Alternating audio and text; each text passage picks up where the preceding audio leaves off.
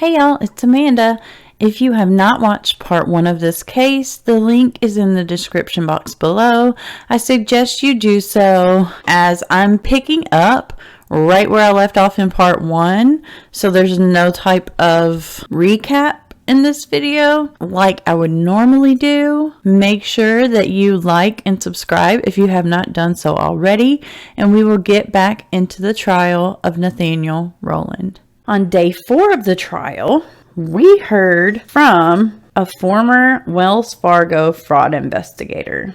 He explained to the jury how surveillance is recorded at an ATM. The individual in the ATM footage attempted to use Samantha's debit card 9 times. Look closely at the shoes, as this will come back up later, as they claim you can see in the footage what type and color shoes the individual is wearing. However, there have been mixed opinions as far as what people see when they view the video.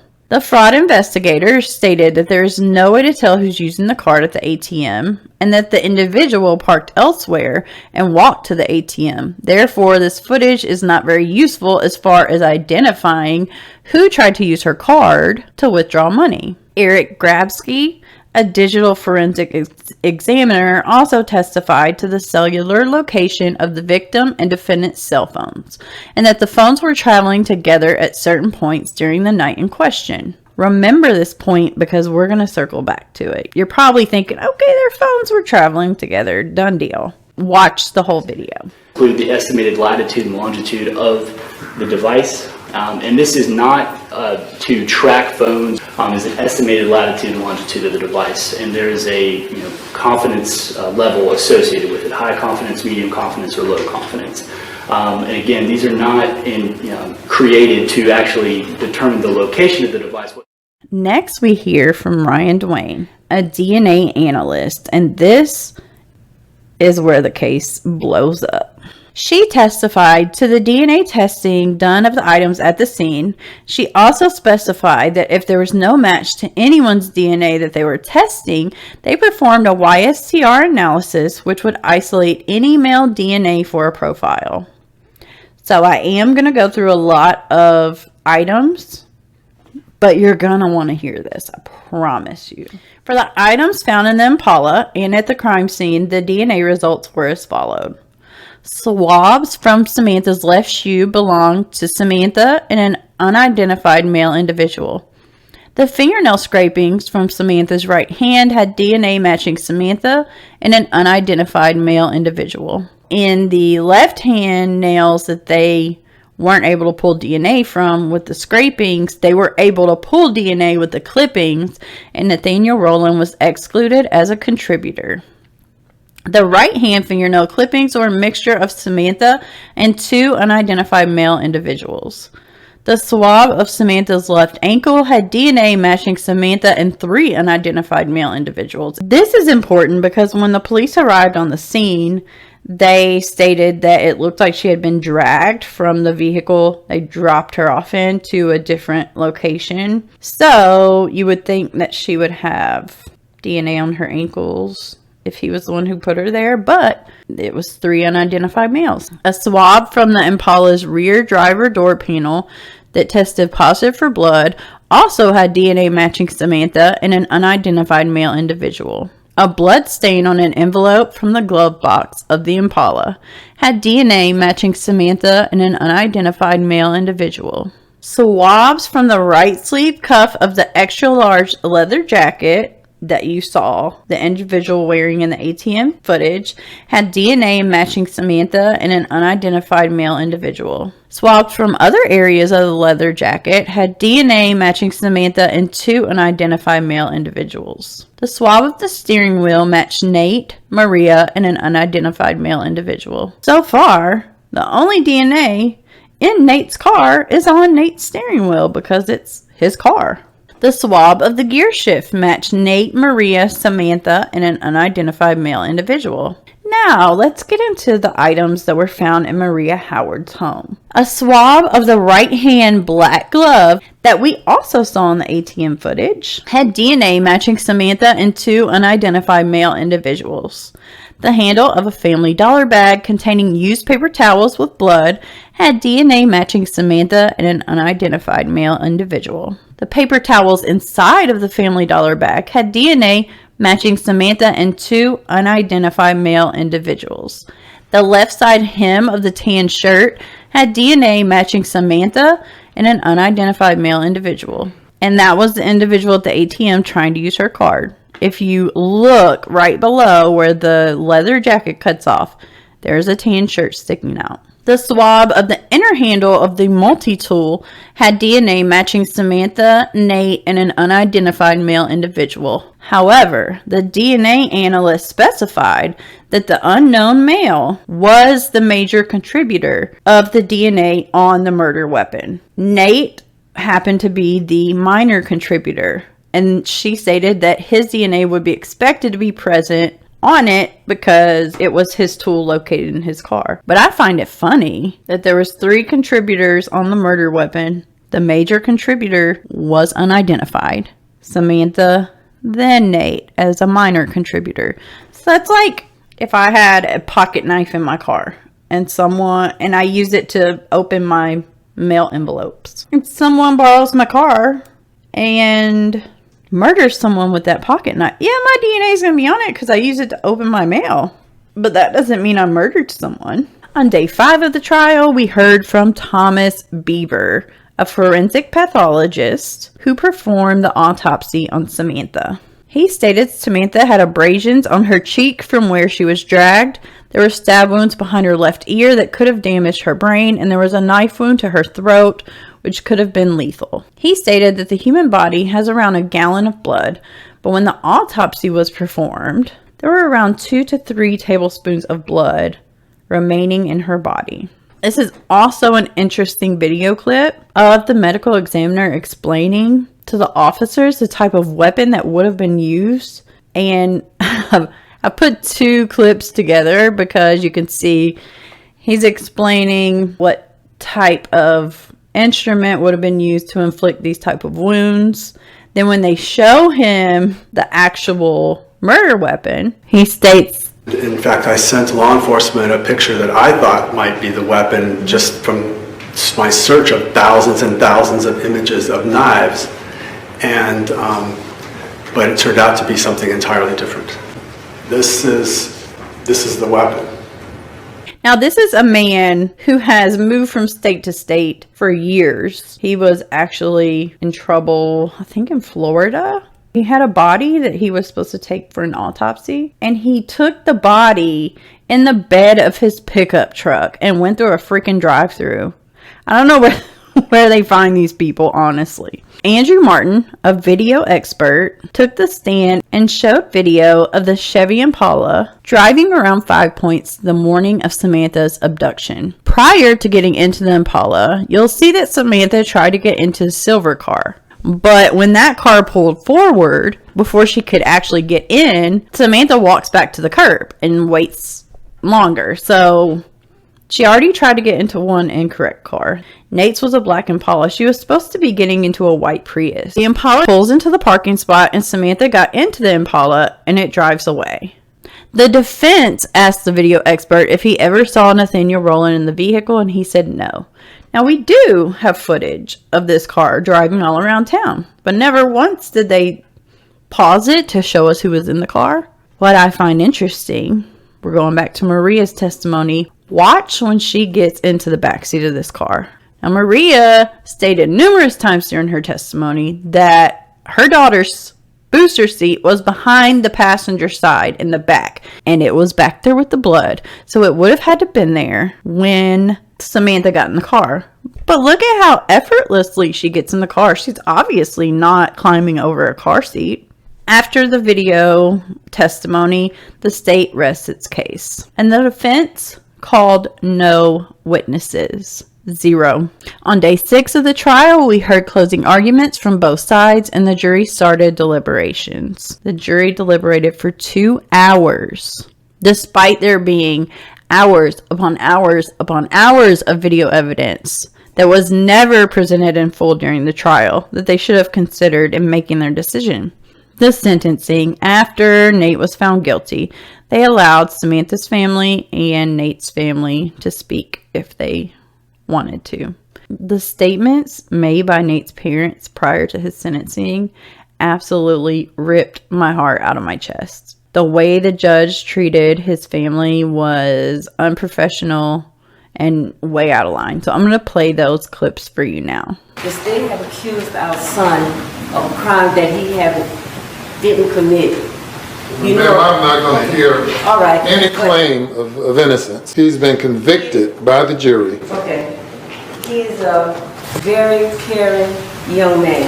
This is a young man who went through high school, college, played ball, active in his church, never had anything against him. Now I know as a mother, and a mother knows her child, I know my son didn't do this. I know. How do you know that? Sir? How do you know that? By the way I raised him. Pardon? By the way I raised him.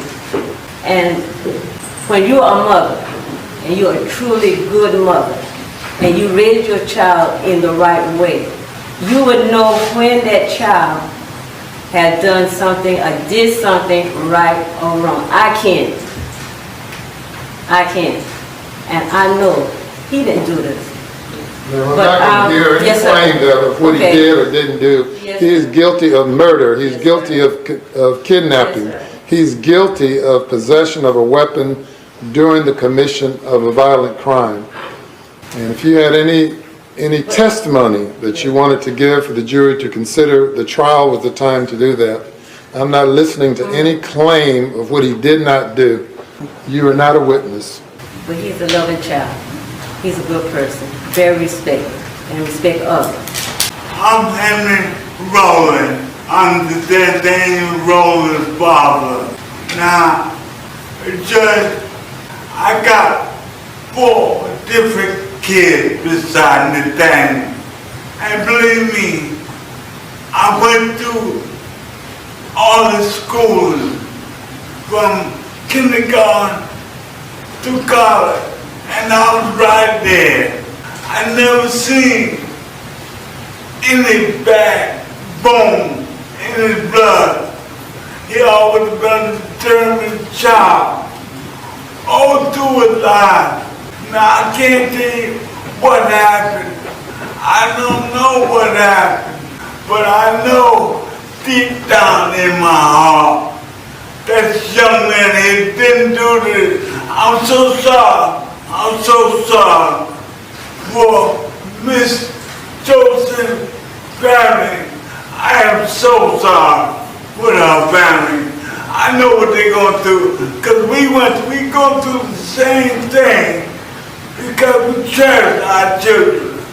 I pray and hope that you be as lenient as possible with the evidence that was presented. And, you know, that's all. That's all. I'm going to say thank you very much. Yes, sir. Thank you. Nathaniel Rowland also made a statement prior to being sentenced, and you can tell when he's making this statement how he's a very soft-spoken individual. I'll play you his statement as well. Your Honor, I know I'm innocent, but I guess what I know and what I think really doesn't matter.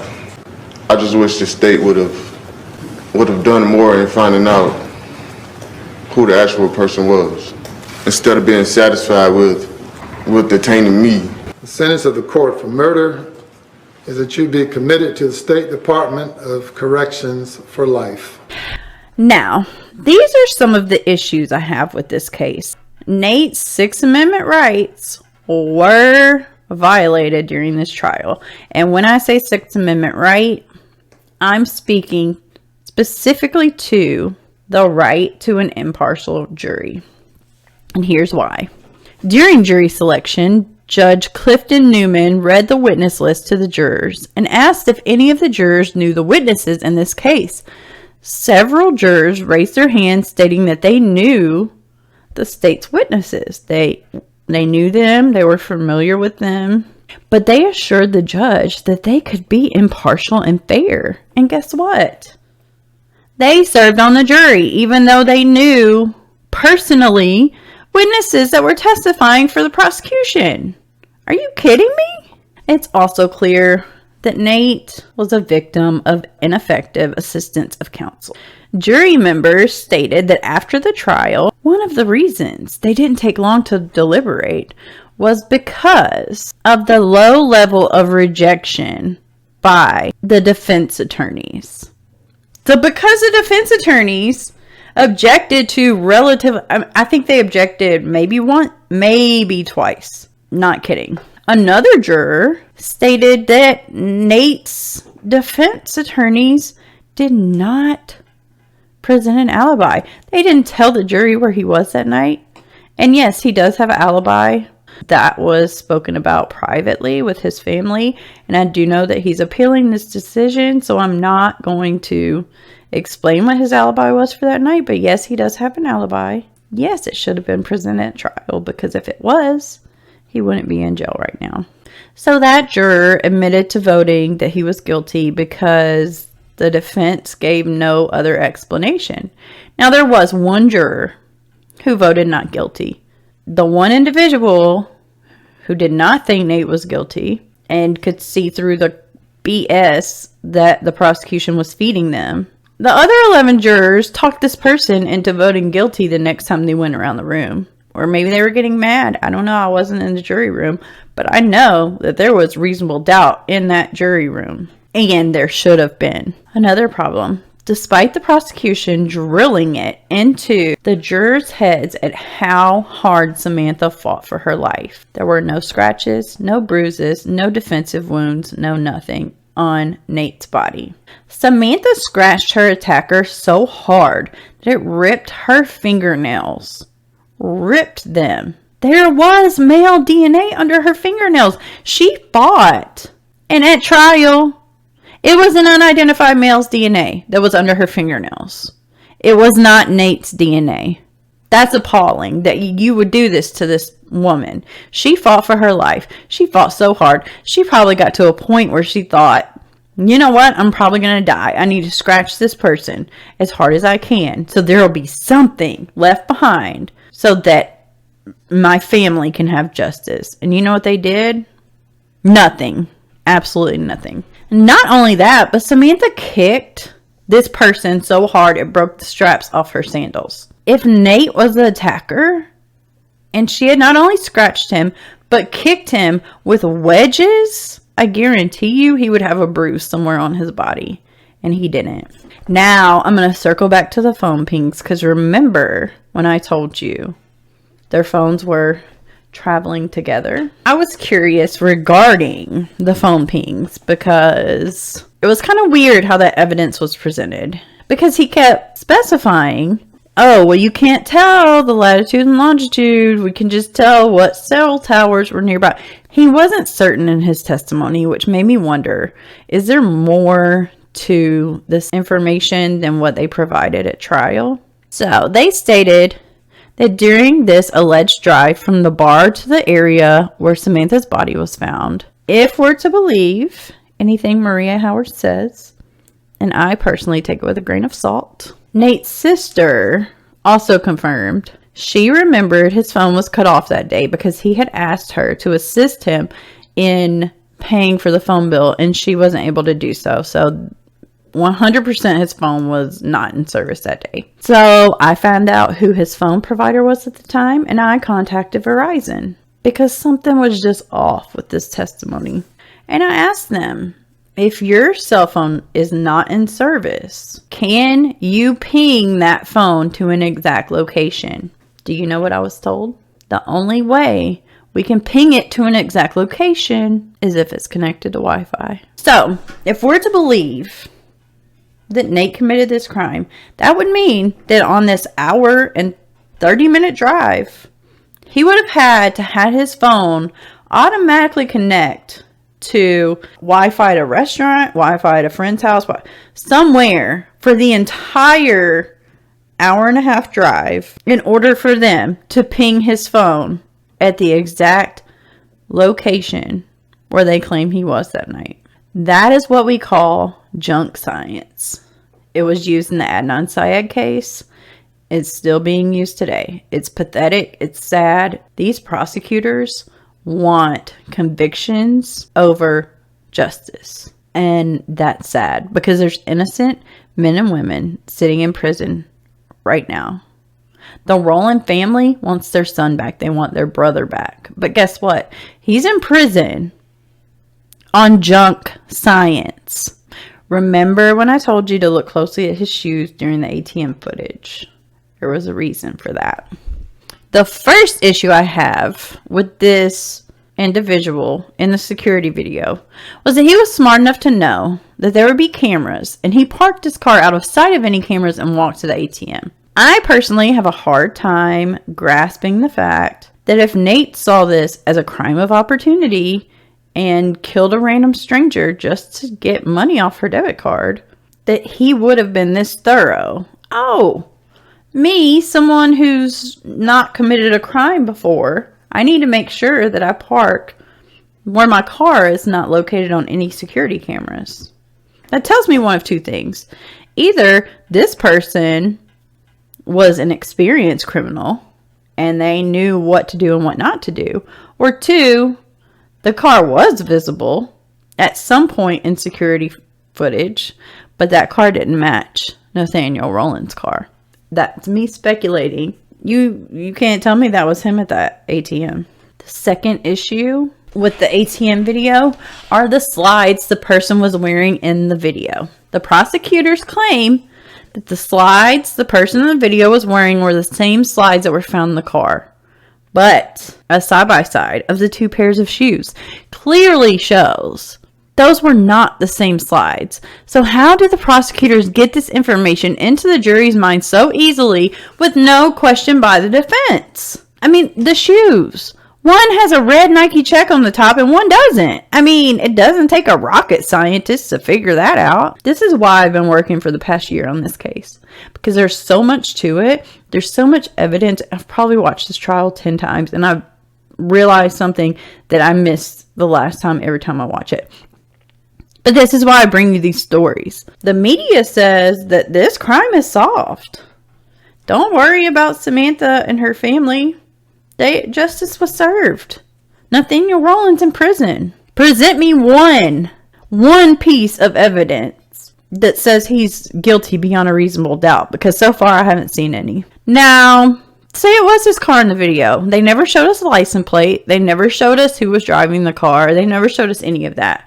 But let's play devil's advocate here and say that was his car. Who hasn't let someone borrow their car at some point in time? And if I was able to tell you what his alibi for that night was, it would make a lot of sense. But I've let someone borrow my car before. Oh, I'm going to run over here 10 minutes away. And then I find out, oh, they drove an hour away into the city. They could have been doing anything in my car. It's not out of the realm of possibilities that someone else was driving his car, if that was his car. It was never proven in court. We never saw a license plate. We never saw inside the car. We never saw anybody get in or out the car, except for Samantha when she got in. Before the trial even began, Nate tried to get new attorneys. He stated, and I quote, "I just feel like she's not fighting for me." The judge noted that his request came on the eve of this highly publicized trial and that the defense and prosecution had spent 2 years preparing for it. And then the judge told him that his family does not have money to hire him a private attorney or to hire expert witnesses to make his case. But guess what? His defense didn't hire expert witnesses either. By the end of that day, Nate decided to stay with his original lawyers because he was pretty much backed into a corner. One of the most important factors is the psychology behind killing an individual by stabbing. Stabbings are often personal. They want their victims to suffer. They usually involve extreme amounts of anger towards the victim. It is far more likely in a murder such as this one, the victim would have known her attacker. Nate and Samantha did not know each other. They didn't hang around with the same crowd. They didn't have the same friends. They didn't have any contact whatsoever prior to this alleged incident. The person who committed this crime against Samantha was angry. If Nate was driving around town trying to find someone to kidnap, like the state tried to convince everyone, why would he have stabbed her over 100 times? For what? He doesn't know her. A complete stranger over 100 times. That just doesn't happen. Especially not an individual with no violent record. You don't go from being a law-abiding citizen to being a murderer who stabs a stranger over 100 times for no apparent reason whatsoever. Usually criminals have a history. They slowly build up to things like murder, unfortunately.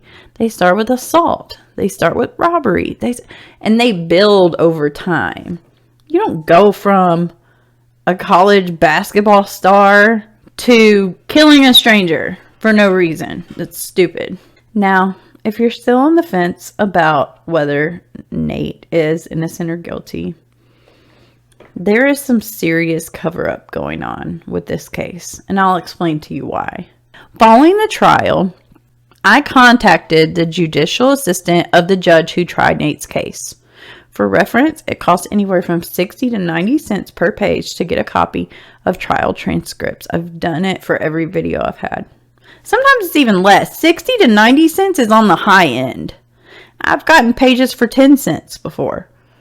90 cents is the highest I've seen anywhere. Any state, any jurisdiction, anywhere. So that's what I'm expecting for this case because I order them for every case. However, as you can see here, they wanted me to pay over $5,000 for a copy of public record. Please tell me why they would try to charge me $5 a page unless there was something they wanted to hide in those records. Tell me. Tell me in the comments. Why would they charge me $5 a page, over $5,000 that they know I'm not going to pay unless there's something in there they don't want getting out? And you know what has been so refreshing about this case? From the second I contacted Nate's family to let them know that I support them and I believe that the justice system railroaded this man for nothing more than to get a conviction because he was black and the victim was white. The first thing they told me is yes, they want Nate to come home, but they want Samantha's family to have justice. That is as equally important to Nate's family as him coming home, is that Samantha's family gets true justice. And they have always supported that. Justice for Samantha Josephson is not putting an innocent man in prison for a crime that he did not commit, because Samantha's killer is still out there. You can believe the media, you can discredit anything I've said today, but I guarantee you, this is all going to come out. I hope sooner than later, because I'm tired of doing these videos where people are in prison for 30, 40, 50 years for crimes they didn't commit. Before, we didn't really have a case. We just needed a conviction.